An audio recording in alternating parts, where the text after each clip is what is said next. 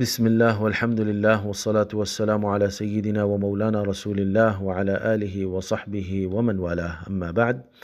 نبی اکرم صلی اللہ علیہ وآلہ وسلم کا ارشاد گرامی ہے، اذا دخل العشر واراد احدكم ان يضحي فلا يأخذ من شعره ولا من اظفاره شيئا او كما قال علیہ وآلہ الصلاة والسلام، کہ عشرہ ذی الحجہ اگر داخل ہو جائیں، یعنی ذی الحجہ کی پہلی تاریخ آ جائے اور تم میں کا کوئی قربانی دینے کا ارادہ رکھتا ہو تو اسے چاہیے کہ وہ نہ اپنے بال کاٹے اور نہ اپنے ناخن کاٹے۔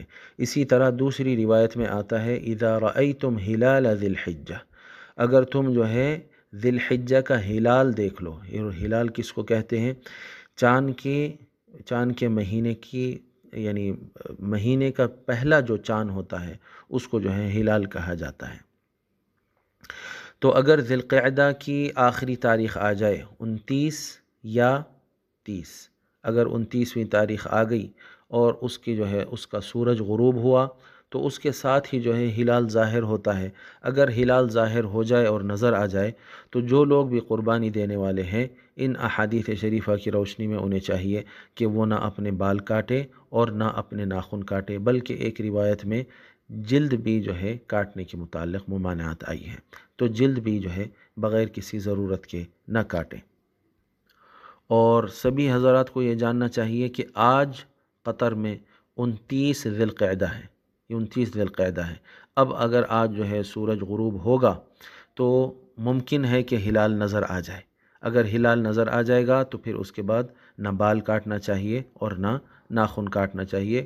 یہ ان لوگوں کے لیے ہے جو قربانی دینے والے ہیں، جن کو خود جو ہے جو صاحب نصاب ہے ان پر قربانی دینا واجب ہے، یا شوافع اور حنابلہ کے لحاظ سے ان پر جو ہے قربانی سنت مؤکدہ ہے۔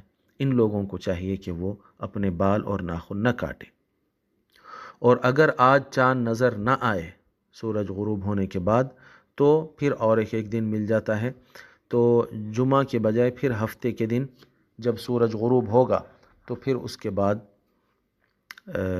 انہیں چاہیے کہ وہ اپنے بال ناخن کاٹنے سے بالکل رک جائے جب تک کہ قربانی نہ دے دیں۔